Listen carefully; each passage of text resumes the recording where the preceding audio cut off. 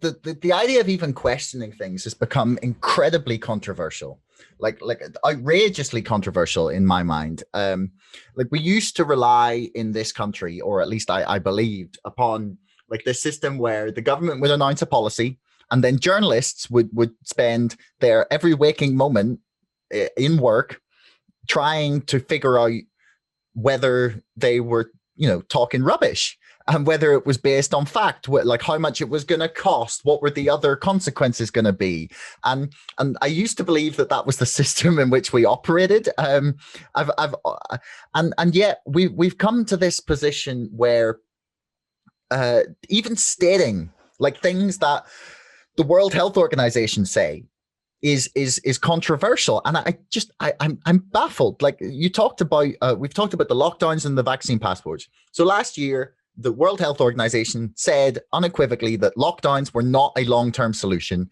That the consequences of them, whether that's economic, whether that's people's isolation, mental health, development and learning of children, like there's a long list of other like consequences of it, where they said that was not a good long-term solution, and we ignored them.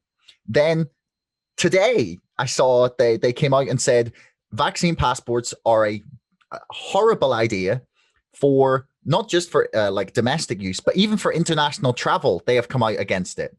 And yet questioning these things or stating just things from like government figures is becoming this like taboo subject, where if you say something like that, you are a COVID denier, or people get really mad at you saying, oh, you just want to kill your grandparents, or you want to kill my grandparents, or something like that. Like how are we meant to respond to this? Because the free debate, expression, discussion used to be one of the like founding principles of the developed world. And yet we've just decided on this topic, it's just not allowed. Yeah.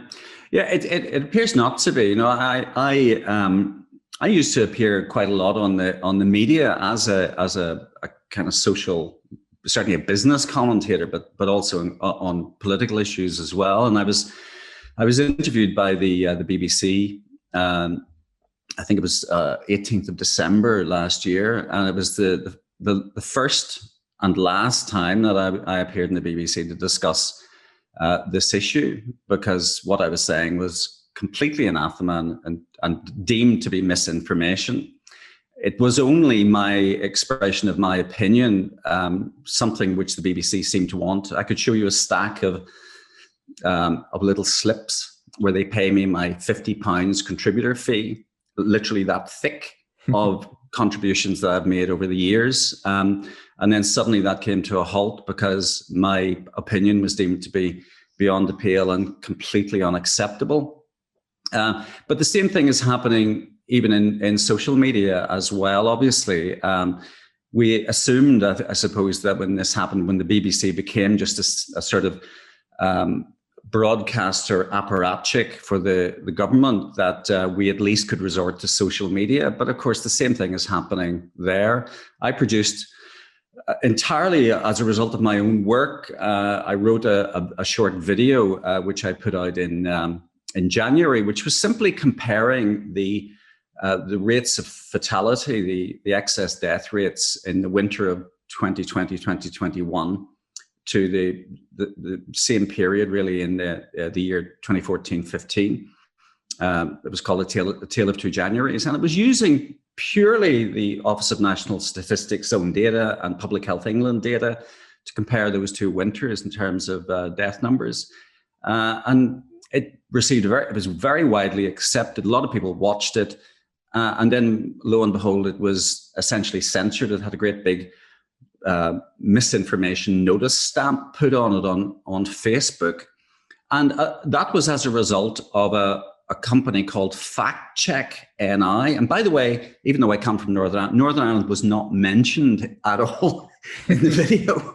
It was purely English data that I was referring to. But this organization, which apparently is commissioned, I didn't know these organizations existed, but apparently Facebook appoints these little organizations, little do-gooder organizations, apparently, that report what they consider to be material that goes against the Facebook accepted standard. And that was part of the reason why this video, which was purely an attempt on my part to put out some interesting numbers and some debate, was censored as a result of them telling Teacher.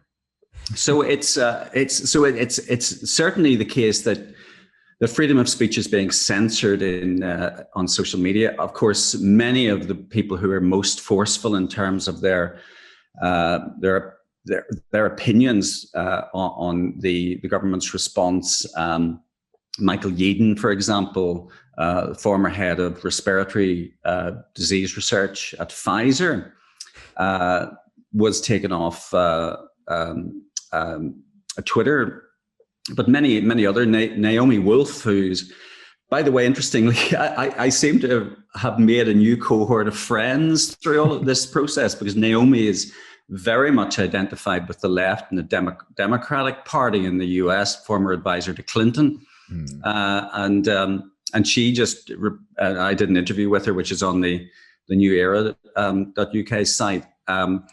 But she's just recently been delisted from Facebook, hopefully temporarily, but with 130,000 followers. So and is obviously a published author and journalist, and attempting again just to move the debate forward a little bit, and has now essentially been censored. So it's extreme. Now, there are notable exceptions, but obviously journalists often have to pay the mortgage. They have paymasters, and obviously they have to operate within constraints. But I just don't know how certain journalists, particularly at the BBC, can tolerate the requirement on their parts now to simply parrot the government's lines. It's extremely dispiriting, and yet another example of how the heart of our democracy is being ripped out.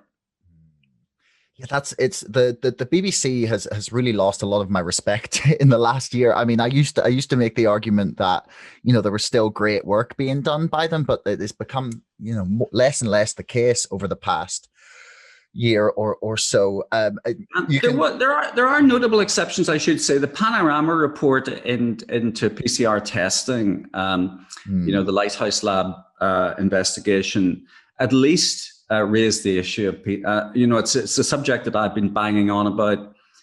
Kary Mullis, the inventor of the PCR test, has been widely, obviously he died before this pandemic hit, but in terms of the appropriateness of PCR testing, for example, for HIV testing, he queried, even though he invented the test. So he was questioning the sort of industrialization of PCR testing for this type of scenario, even prior to this current situation. But PCR testing as the track and trace methodology, essentially, for the government, which is highly inappropriate. This is a test that will find anything you want it to find if you do enough amplification cycles. But particularly when large gobbets of snot are being transferred from one test tube to another in the labs, it's hardly an appropriate way forward to test the general population. And then, of course, the ITV also did an investigation into the kind of jobs for the boys and the approach that the government has adopted in terms of awarding contracts, not just for PCR testing, but also for lateral flow testing. So testing is almost a subject that we could probably talk about separately for another couple of hours. So we don't want to go into that too much. Thanks so much for listening.